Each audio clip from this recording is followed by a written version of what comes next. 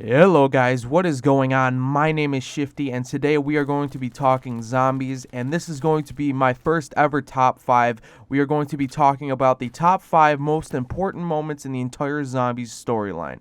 Now there are a lot of these that I could have picked, and if you personally did not see one that you would have thought would be more significant, please remember that this is my personal opinion and it doesn't really reflect anyone else's.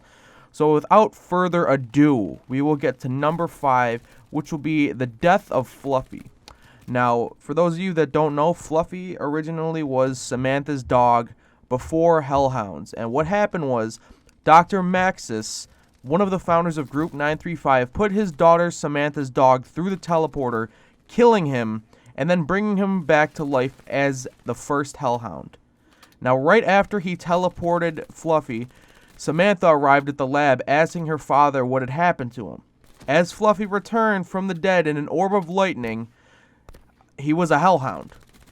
Now, Doctor and Maxis and Samantha both ran away from the Hound and right onto the teleporter themselves, where Richtofen flipped the switch and teleported them to a different location in an attempt to kill them.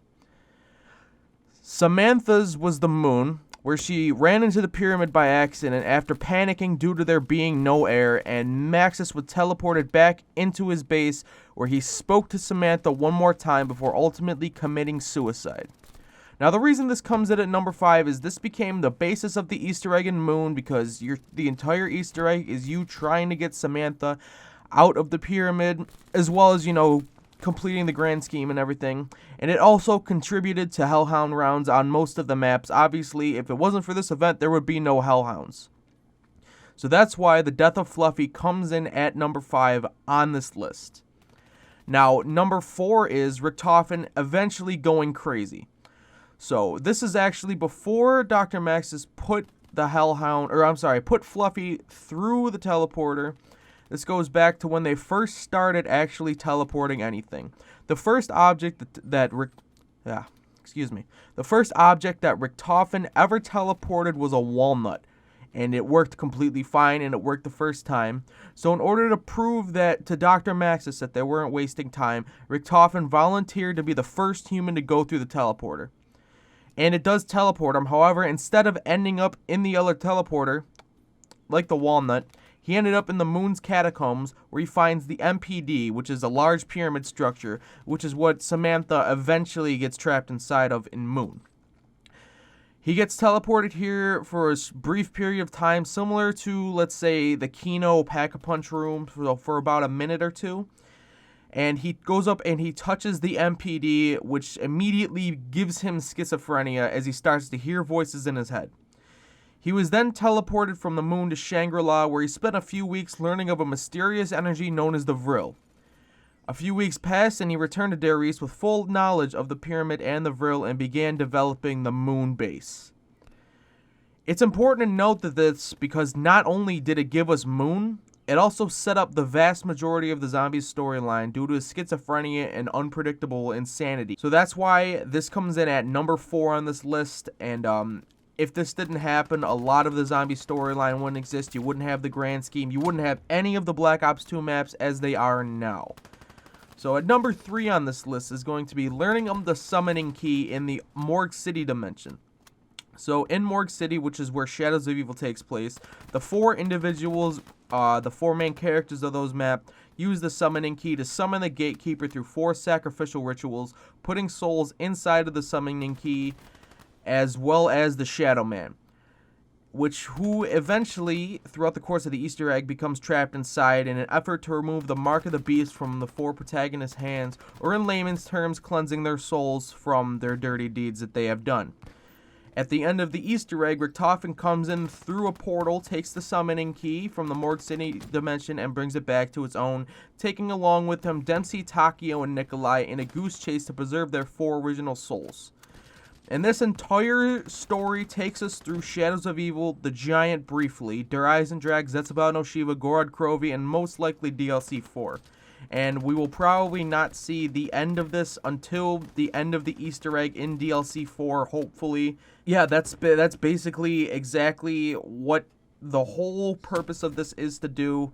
They use the summoning key to go through and preserve their own souls, I guess in case of death.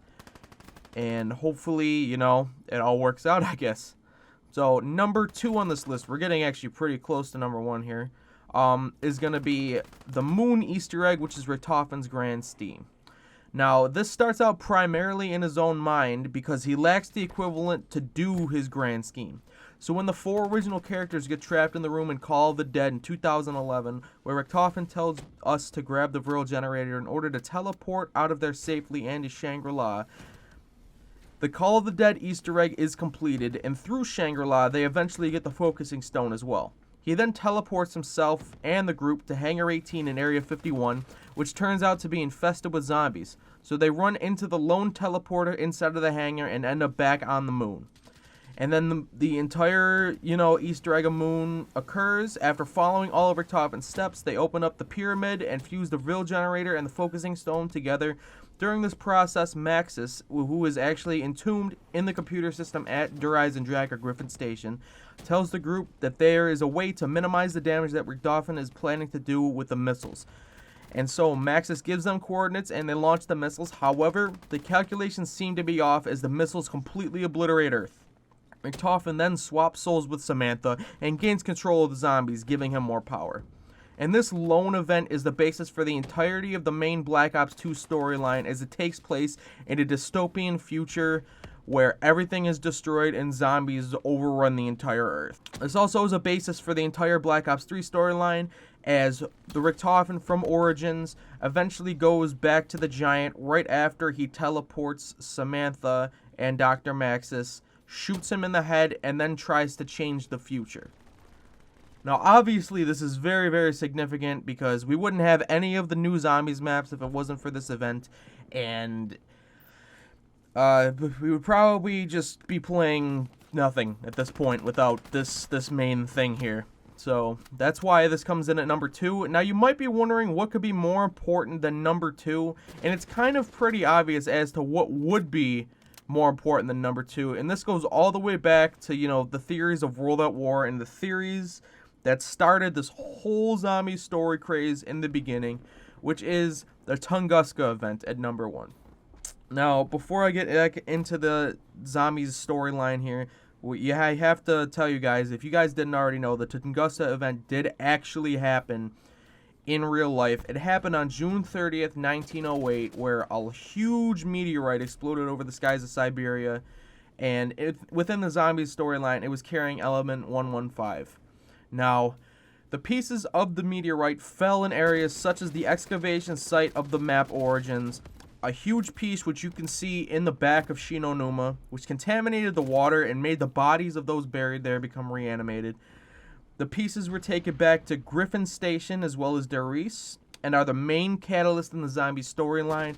From Element 115, the ray guns Mark 1, 2, and 3 were created, as well as the Wunderwaffe DG2, the Ragnarok DG4, the Scavenger, the JGB 215, the Pack-a-Punch, Perca-Colas, the Wonderfizz Orb, and the Focusing Stone. I really don't need to go into why that is so important, because that entirety of that takes up the vast majority of the best guns and the most helpful stuff in all of the zombie storyline, is the main catalyst behind zombies themselves, and is the basis of why it exists. Now, the main reason why it exists is because in 1939, when Group 935 was created, Germany was on the brink of war, Adolf Hitler just went into power, and basically Dr. Maxis said we can basically create super soldiers out of this Element 115.